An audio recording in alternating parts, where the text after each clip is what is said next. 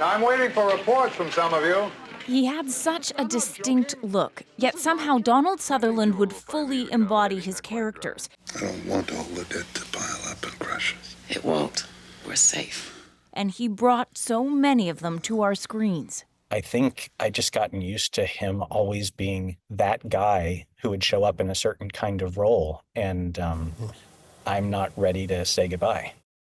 Sutherland was born in New Brunswick. As a teenager, he left Nova Scotia for the Toronto stage. We were in Nova Scotia. We lived in a town of 5,000 people. Who knew what an actor was? Nobody knew. I didn't know. London followed, then stardom, with his breakout roles in The Dirty Dozen and MASH. They're very pretty, Colonel. Very pretty. But can they fight? Captain, I have a dream. I have a dream. Sutherland depicted war on screen and used his growing celebrity to oppose it. All of that is what made him, I think, such a magnetic figure at the beginning, where he's always anti-establishment, always defiant, super weird. And always super Canadian, drawn to projects like this 5-hour radio play about Louis Riel. I go away, I will go and live in Paris, or I will go and live in London, or whatever, but even in the United States, but my humor, what I am as a person, is here. I met Donald in Rome when he came over to do a film. Roots solidified by Sutherland's 1966 marriage to Shirley Douglas, daughter of Tommy, the man who brought socialized medicine to Canada. Their son Kiefer became a star actor too. The two eventually worked together. Like, of all the times that I've spent with my father and my mom, we never talked about work. And I've done a film with my dad and I've done a play with my mom, and we still didn't talk about work. Sutherland won many awards, but never an Oscar.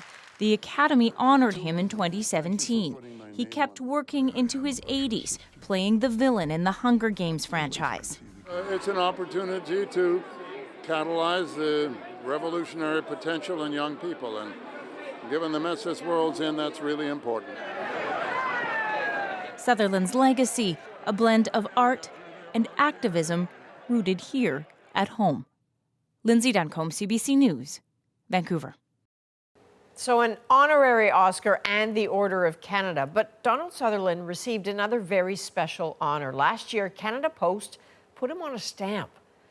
After such a prolific career, he said this was his greatest achievement. He spoke to Q host Tom Power about it back in December.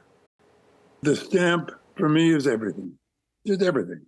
That puts me on letters that go everywhere. I love it. I am so touched by it.